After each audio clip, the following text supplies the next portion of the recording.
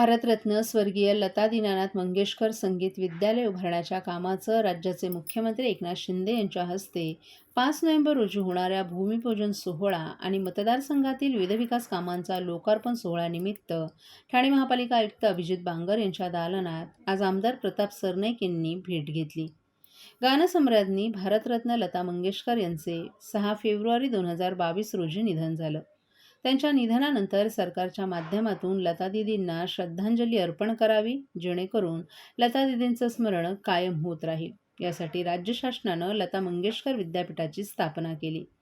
त्याचप्रमाणे ठाणे शहरामध्ये भारतरत्न स्वर्गीय लता दीनानाथ मंगेशकर संगीत विद्यालय यांच्या नावानं संगीत विद्यालय सुरू करण्यासाठी अनेक कलावंत आमदार प्रताप सरनाईक यांच्याकडे मागणी करत होते. पोखरण रोड नंबर 1 येथील शास्त्रीनगर जवळील रेप्टाक्रोज ब्रेड कंपनीच्या सुविधा भूखंडावर संगीत विद्यालय उभारण्याकरिता राज्य सरकारनं ठाणे महापालिकेला निधी द्यावा अशी आमदार प्रताप सरनाईक यांची मागणी होती. त्यासाठी पाठपुरावा सुरू होता. अखेर मुख्यमंत्र्यांनी मागणी मान्य केल्यामुळे संगीत विद्यालयाच्या कामास राज्य सरकारच्या नगरविकास विभागाची मंजुरी मिळाली असून हे काम महापालिकेच्या माध्यमातून होणार आहे. आता या कामाला प्रशासकीय आणि तांत्रिक मान्यता मिळाली असून निविदा प्रक्रिया देखील पूर्ण झाली आहे, असं आमदार प्रताप सरनाईक यांनी सांगितलं. पोखरण रोड नंबर 1 येथील शास्त्रीनगर जवळील रेप्टाकोज ब्रेड कंपनीच्या सुविधा भूखंड हा UDCPRच्या नियमावलीनुसार 20,000 चौरस मीटर आणि अधिक क्षेत्राचा भूखंड विकसित होत असताना 5% क्षेत्र सुविधा भूखंड म्हणून आरक्षित करण्याची तरतूद आहे. त्यानुसार हा सुविधा भूखंडावर नगरविकास विभागातर्फे भारतरत्न स्वर्गीय लता दीनानाथ मंगेशकर संगीत विद्यालय उभारण्यात येणार असून त्यासाठी अंदाजे 25 कोटींचा निधी खर्च करण्यात येणार आहे. या संगीत विद्यालयाच्या भूमिपूजन सोहळा 5 नोव्हेंबर रोजी सकाळी 10:30 वाजता मुख्यमंत्री एकनाथ शिंदे यांच्या हस्ते पार पडणार असून यावेळी मंगेशकर कुटुंबीय देखील उपस्थित राहणार आहेत. यावेळी डॉक्टर काशीनाथ घाणेकर नाट्यगृह येथे भारतरत्न लता मंगेशकर यांच्या मराठी-हिंदी गाण्याचा कार्यक्रम देखील होणार आहे. ठाणे शहरात अनेक कलावंत राहत असल्यामुळे ठाणे शहराच्या मध्यवर्ती ठिकाणी लता मंगेशकर संगीत विद्यालय निर्माण करून ते राज्य शासनाच्या संगीत विद्यापीठाशी संलग्न करावं, म्हणजे त्याचा फायदा ठाणे शहरातील उदयोन्मुख गायकांना होणार आहे. या संगीत विद्यालयाच्या माध्यमातून रीतसर संगीत अभ्यासक्रम शिकवल्यास नवे संगीतकार निर्माण होतील. या संगीत विद्यालयातून संगीत विद्येचा अभ्यासक्रम सुरू करून ते मुंबईत प्रस्तावित असलेल्या संगीत विद्यापीठाशी संलग्न करून ठाणे शहराच्या संगीत विद्यालयात शिकणाऱ्या विद्यार्थ्यांना मान्यवर संगीत तज्ज्ञांकडून संगीताचे धडे दिले जाणार असून अधिकृत संगीत विषयाची पदवी प्राप्त होणार आहे. तसंच या संगीत विद्यालयामध्ये हार्मोनियम, तबला, गिटार, बासरी आदी वाद्यांचं देखील प्रशिक्षण देण्यात येणार आहे. त्यामुळे यातून नवे गायक, गायिका, कलाकार घडतील. ठाणे शहरात संगीत विद्यालय निर्माण होणार असल्यामुळे ठाणे शहरातील गायक, कलावंत आणि संगीत प्रेमींमध्ये आनंदाचं वातावरण झालं आहे. तसंच यावेळी मतदारसंघात विविध लोकोपयोगी विकास कामं सुरू आहेत. त्या विकास कामांचं देखील भूमिपूजन आणि लोकार्पण करण्यात येणार असल्याचं आमदार प्रताप सरनाईक यांनी सांगितले.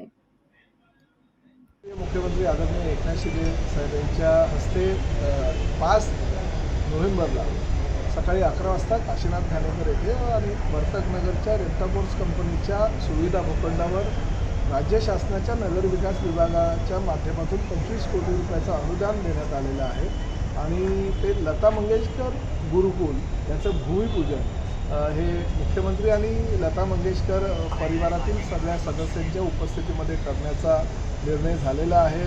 संबंधित ठेकेदाराला कार्यादेश देण्यात आलेला आहे, कारण मुख्यमंत्र्यांनीच 25 कोटी रुपये ह्यासाठी दिले होते. त्यामुळे 25 कोटी रुपयाच्या कामाचं भूमिपूजन आणि त्याचबरोबर माझ्या मतदारसंघातील इतर विकास कामाचं भूमिपूजन व लोकार्पणासाठी 5 तारखेची वेळ माननीय मुख्यमंत्र्यांनी दिलेली आहे. त्या संदर्भात चर्चा करण्यासाठी मी महापालिका आयुक्त अभिजित बांगर यांच्याकडे आलो होतो.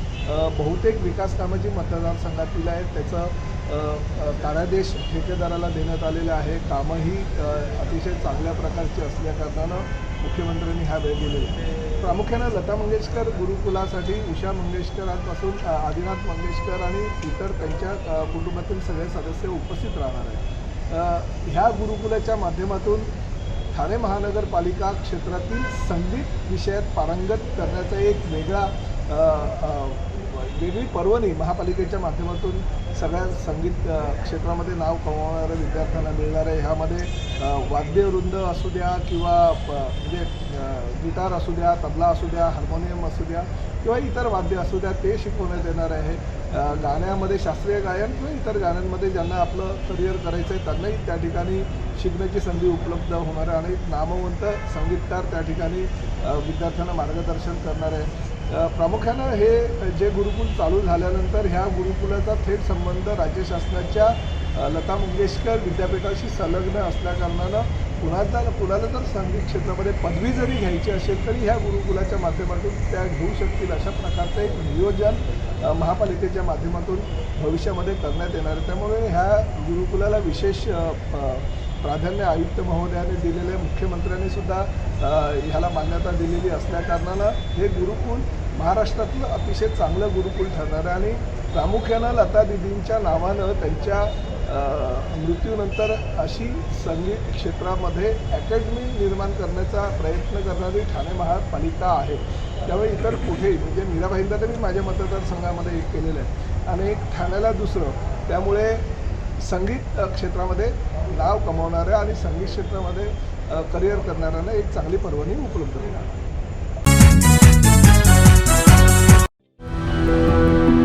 मैं घर घर जाके काम करती हूँ और मेरे हस्बैंड ऐसी बेलदारी मजदूरी करते हैं। पहले मैं टीके लगवाती थी, फिर ऐसा हुआ कि हम लोग काम करते थे, हमारा काम डाउन होने लगा, फिर हम गांव चले गए, फिर गांव से आए तो हम दोनों काम में बिजी हो गए। एनम दीदी हमारे एक दिन घर आई, उन्होंने कहा कि मुझे कार्ड दिखाओ। फिर उन्होंने देखा उसमें कुछ टीके छूटे पड़े। आस पड़ोस में जितने भी बच्चे हैं उनके घर पर गए, उनकी मम्मी पापा से बोले जो बच्चे छूट गए हों वो बच्चे अपना टीका लगवा लें। अब हम लोग सारी लेडीज मिलकर बच्चों का टीका लगवा के आए। हम तो भूल गए थे कि हमारे बच्चे का टीका नहीं लगा, लेकिन सरकार नहीं भूली, हमारे दरवाजे पर आए और टीका लगाया। मिशन इंद्रधनुष।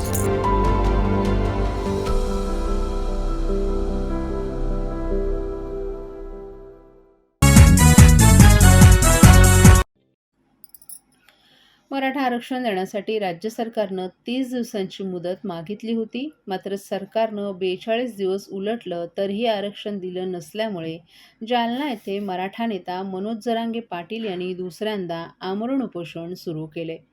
या आंदोलनाला पाठिंबा देण्यासाठी ठाण्यात 28 ऑक्टोबरपासून सकल मराठा समाजातर्फे साखळी उपोषण सुरू करण्यात आलं. मराठा समाज आक्रमक झाला असून आजपासून या उपोषणाला सुरुवात करण्यात आली. यावेळी जोरदार घोषणाबाजी करत सरकारचा निषेध नोंदवण्यात आला. यावेळी मोठ्या संख्येनं मराठा बांधव एकवटलेलेही पाहायला मिळाले. यावेळी जोपर्यंत मराठ्यांना आरक्षण मिळत नाही तोपर्यंत हे उपोषण सुरूच राहणार असल्याचं उपोषणकर्त्यांनी सांगितलं. तसंच मनोज जरांगे पाटील यांच्या पाठीशी आम्ही कायम उभं राहणार असून राज्यातील प्रत्येक मराठा बांधवानं खंबीर राहिलं पाहिजे असं आवाहनही यावेळी करण्यात आले. त्यामुळे येणाऱ्या काळात सरकार काय भूमिका घेणार हे पाहणं महत्त्वाचं ठरणार आहे. यावेळी सकल मराठा समाजाचे ठाणे शहर जिल्हा अध्यक्ष रमेश आंबरे, माजी नगरसेवक कृष्णा पाटील, माजी नगरसेवक सुहास देसाई, दत्ता चव्हाण, मंगेश आवळे, विक्रम खामकर, ॲडव्होकेट संतोष सूर्यराव, सुधाकर पतंगराव, लालचंद जाधव, नंदू शिंदे, तुकाराम आंबरे, दिनेश पवार, चंद्रशेखर पवार, डॉक्टर पांडुरंग भोसले, संजय जाधव, सचिन पाटील, सागर भोसले यांच्यासह अनेक मराठा बांधवही उपस्थित होते. काल आम्ही मुख्यमंत्र्यांच्या घरासमोर मागणी केलेली, पण आम्हाला तिथे त्यांनी आम्हाला मागणी मान्य नाही केली पोलिसांनी आणि आम्हाला आज कलेक्टरच्या समोर त्यांनी परवानगी दिली नाही. तरी आम्ही आज इथे उपोषणाला सुरुवात केलेली आहे. आमच्या मागण्या मान्य झालं नाही तर ह्याच्यानंतर आणि हे आंदोलन असंच उग्र रूपात होईल. सध्या महाराष्ट्रात आरक्षणाचा मुद्दा पुन्हा एकदा पेटला असून ठाणे शहरात देखील आदिवासी बांधवांनी जिल्हाधिकारी कार्यालयावर जनआक्रोश मोर्चा काढला. या मोर्चामध्ये ठाणे, पालघर अशा विविध जिल्ह्यातून तसंच महाराष्ट्रातून अनेक आदिवासी बांधव सहभागी झालेत. या मोर्चाला ठाण्यातील साकेत मैदानातून सुरुवात झाली तर जिल्हाधिकारी कार्यालयावर हा मोर्चा काढण्यात आला. धनगर समाजाला स्वतंत्र आरक्षण द्यावं अशी एकंदरीत मागणी या आदिवासी बांधवांनी केली आहे. यावेळी मोठ्या संख्येनं आदिवासी बांधवांनी एकत्र येत जोरदार घोषणाबाजी करत सरकारचा निषेध केला. तसंच आमच्या आरक्षणाला धक्का लागला तर मुंबईचा पाणी पुरवठा आणि रास्ता रोको करण्यात येईल असा इशाराही यावेळी देण्यात आला. यावेळी आमदार तसंच आदिवासी बांधव मंडळी मोठ्या संख्येनं उपस्थित होते. धनगर समाजाला आरक्षण देण्याला आमचा विरोध नाही, परंतु आदिवासी समाजाच्या आरक्षणातून त्यांना आरक्षण देण्यास आमचा कडाडून विरोध आहे, असं आज सकल मराठी आदिवासी समाजाच्या वतीनं सांगण्यात आलं. अशा प्रकारे जर आदिवासी समाजाच्या आरक्षणात धनगर समाजाला समाविष्ट केलं तर मुंबई आणि इतर महानगरांना केला जाणारा पाण्याचा पुरवठा तोडू आणि सगळ्या महामार्गांवरील वाहतूक बंद पाडू असा गंभीर इशारा आदिवासी समाजाच्या वतीनं देण्यात आलाय.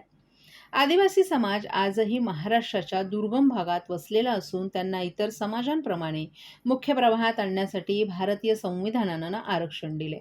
अत्यंत मागास आणि आर्थिकदृष्ट्या दुर्बल असलेल्या या समाजाला मिळालेल्या आरक्षणातूनच धनगर समाजाला आरक्षण द्यावं असा निर्णय शासनानं घेतला असल्यानं संतप्त झालेल्या आदिवासी समाजातील संघटनांनी एकत्रित येऊन सरकारला गंभीर इशारा दिलाय. धनगर समाजाला आरक्षण देण्याला आदिवासी समाजाचा विरोध नसला तरी आदिवासी समाजाला दिलेल्या आरक्षणातून धनगर समाजाला आरक्षण द्यावं याला मात्र आपला कडाडून विरोध असल्याचं आदिवासी नेत्यांनी स्पष्ट केले. नामसाधर्म्याचा फायदा घेऊन इतर अनेकांनी खोटी जात प्रमाणपत्र बनवून आदिवासी समाजाचं आरक्षण लाटल्याचा गंभीर आरोपही यावेळी करण्यात आला. काढला आहे, काय सांगाल? आज संयुक्त आदिवासीचा आक्रोश मोर्चा काढलेला आहे. आज आमच्या या आक्रोश मोर्चाला महाराष्ट्रातले सर्व आदिवासी बांधव, लेडीज असो जेंट्स असो, सर्व आदिवासी बांधव आमच्या आज मोर्चाला सामील झालेले आहेत. मोर्चाच्या आमच्या बऱ्याचशा मागण्या आहेत. पहिली मागणी आमची अशी आहे की जी धनगर लोक आहेत ते लोक आमच्या आदिवासीवर आरक्षण मागतात. त्याच्यामुळं आम्ही आज आरक्षणासाठी, आमचं आरक्षण बचावण्यासाठी आम्ही कलेक्टर ऑफिसला आज मोर्चा आणलेला आहे. तर काय तुझ्या प्रमुख मागण्या आहेत? प्रमुख मागण्या आमच्या 14 मागण्या आहेत अशा. आता त्याच्यामुळं आम्ही सगळं 14 मागण्या घेऊन, एक मागणी सांगायची प्रमुख मागणी आमची आरक्षणाची बद्दल आहे. आम्ही धनगर आरक्षण देऊ नये आमच्या आदिवासी बांधवांना, म्हणून आमची पहिली मागणी ती आहे राहणार आहे. सर, तुम्ही असा निर्धार केला आहे की पाणी आणि रस्ता आज महानगर शहर आहे त्यांचं अडवणार आहे. साहजिक आहे. जेवढं आता ठाणे शहरात, मुंबई शहरात, जे आजूबाजूच्या शहरात, नवी मुंबई असू दे, सगळं पाणी येतं हे सगळं आदिवासी बांधवांच्या शेतातनंच येतं सगळं. त्याच्यामुळं आम्ही जर आमचं निवेदन ऐकलं नाही तर आम्ही रस्ता रोको, पाणी रोको असं हे करून टाकू.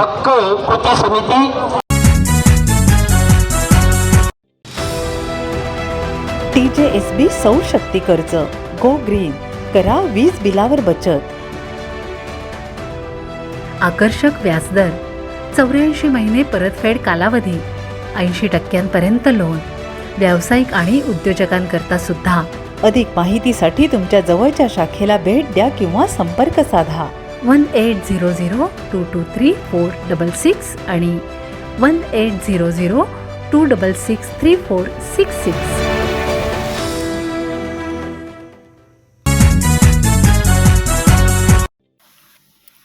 कुठेतरी रस्त्यात काढलेल्या फोटोवर आपले आणि अंमली पदार्थ विक्रेत्यांचे संबंध आहेत असा आरोप शिंदे गटाच्या नेत्या मनीषा कायंदे यांनी केला आहे. तर काही काळ राष्ट्रवादीमध्ये वास्तव्यास आलेले आनंद परांजपे यांनी शानू पठाण यांचे आर्थिक व्यवहार तपासावे अशी मागणी केली आहे.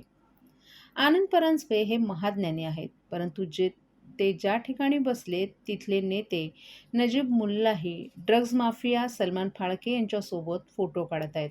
त्यांचेही आर्थिक व्यवहार तपासण्याची मागणी आनंद परांजपे यांनी करावी.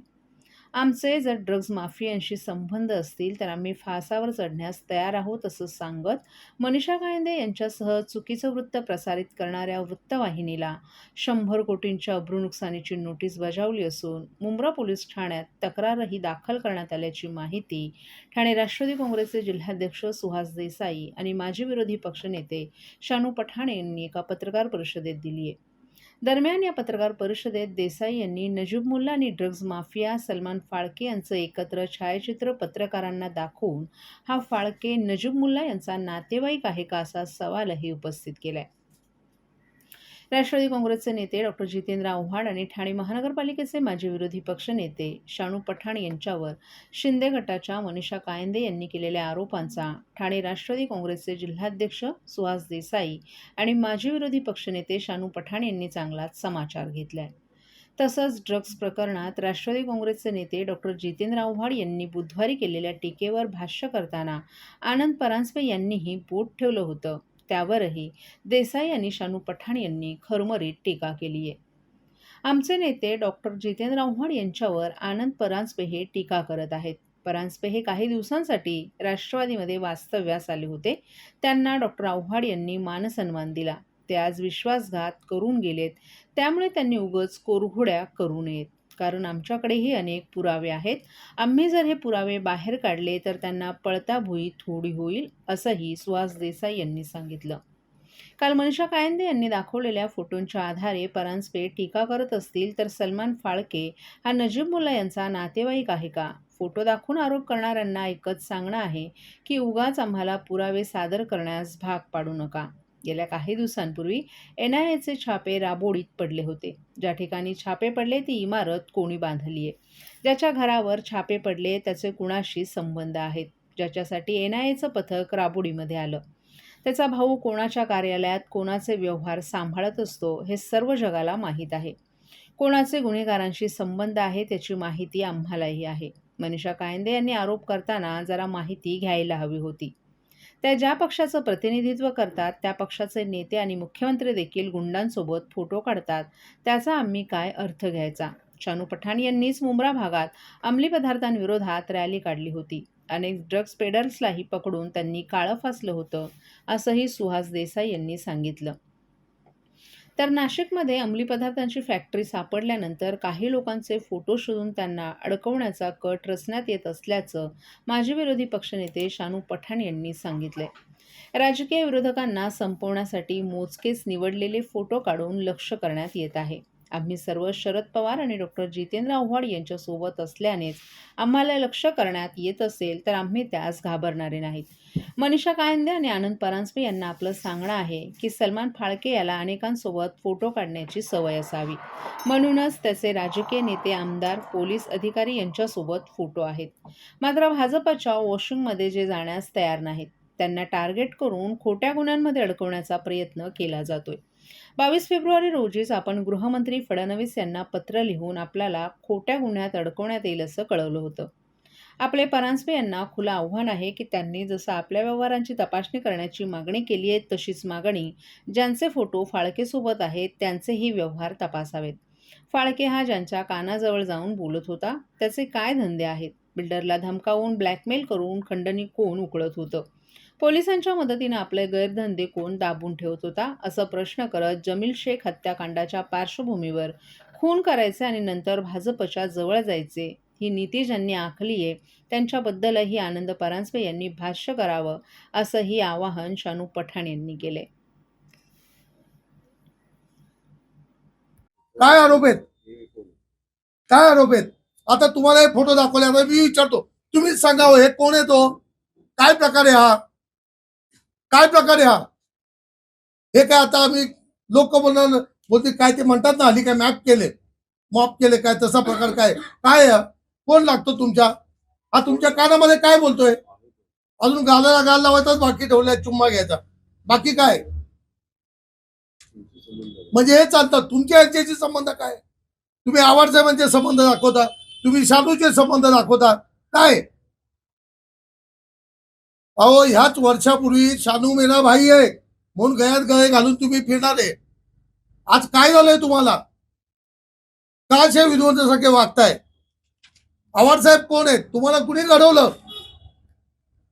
हे आनंद परांजपेंना 1.5 वर्ष लोकसभेचे खासदार असताना कोण विचारत होते या महाराष्ट्रामध्ये? कुणी घडवलं यांना? माझं पती उत्तर आहे, द्या त्याने उत्तर. आज तुम्ही आम्हाला शिकवताय.